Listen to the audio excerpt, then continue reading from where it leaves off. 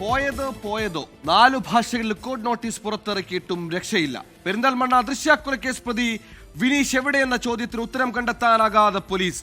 കുതിരവട്ടം മാനസികാരോഗ്യ കേന്ദ്രത്തിൽ നിന്ന് വിനീഷ് രക്ഷപ്പെട്ടത് ഡിസംബർ 29-നാണ്. 13 ദിവസം കഴിഞ്ഞിട്ടും വിനീഷ് എവിടെയെന്ന് ഇതുവരെ കണ്ടെത്താനായിട്ടില്ല. മാനസികാരോഗ്യ കേന്ദ്രത്തിൽ ചികിത്സയിലായിരുന്നെങ്കിലും തടവ് ചാട്ടം അതിബുദ്ധിപരമായ നീക്കത്തിലൂടെയാണെന്നാണ് അന്വേഷണ സംഘത്തിന്റെ കണ്ടെത്തൽ.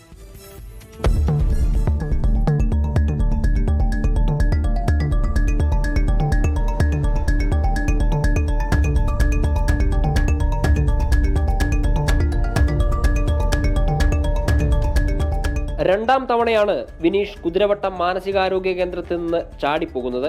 പ്രണയാഭ്യർത്ഥന നിരസിച്ചതിനെ തുടർന്ന് 2021 പെരിന്തൽമണ്ണ സ്വദേശിയായ ദൃശ്യയെ കൊലപ്പെടുത്തിയതിനാണ് വിനീഷിനെ കണ്ണൂർ സെൻട്രൽ ജയിലിൽ അടച്ചത്. ജയിലിൽ മാനസികാസ്വാസ്ഥ്യം പ്രകടിപ്പിച്ചപ്പോൾ 2022 വിനീഷിനെ കുതിരവട്ടം മാനസികാരോഗ്യ ചികിത്സാ കേന്ദ്രത്തിൽ പ്രവേശിപ്പിച്ചു. അന്നും അവിടെ നിന്ന് വിനീഷ് ചാടിപ്പോയിരുന്നു. പിന്നീട് പിടിയിലായപ്പോൾ കണ്ണൂർ സെൻട്രൽ ജയിലിലേക്ക് തന്നെ മാറ്റി. ജയിലിൽ വീണ്ടും മാനസികാസ്വാസ്ഥ്യം പ്രകടിപ്പിച്ചതിനാൽ ഡിസംബർ 10 തിരികെ കുതിരവട്ടത്തെത്തിച്ചു. കൃത്യം 20-ാം ദിവസം വിനീഷ് രണ്ടാമതും രക്ഷപ്പെട്ടു. 10 ദിവസത്തെ ശ്രമത്തിനൊടുവിൽ ചായ കുടിക്കാൻ നൽകിയ ഗ്ലാസ് ഉപയോഗിച്ച് ശുചിമുറി തുരന്നാണ് രക്ഷപ്പെട്ടത്. തിങ്കളാഴ്ച രാത്രി 11 മണിയോടെയായിരുന്നു സംഭവം.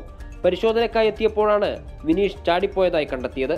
മാനസികാരോഗ്യ കേന്ദ്രത്തിൽ CCTV ഇല്ലാത്തത് തിരിച്ചടിയായി. വിനീഷിന്റെ നാടായ പെരിന്തൽമണ്ണയിലും അടുത്ത ബന്ധുക്കളുടെ വീട്ടിലും പരിശോധന നടത്തിയെങ്കിലും കണ്ടെത്താനായില്ല. 2022 രക്ഷപ്പെട്ടപ്പോൾ കർണാടകയിൽ നിന്നാണ് വിനീഷിനെ പിടികൂടിയത്. അതുകൊണ്ട് കർണാടക കേന്ദ്രീകരിച്ച് തിരച്ചിൽ നടത്തിയിരുന്നു. അന്വേഷണം ഊർജിതമാണെന്ന് പറയുമ്പോഴും വിനീഷ് രക്ഷപ്പെട്ടിട്ട് 2 ആഴ്ചയാകുന്നു എന്നത് പോലീസിന് വലിയ പ്രതിസന്ധി സൃഷ്ടിക്കുന്നു. 24 കോഴിക്കോട്.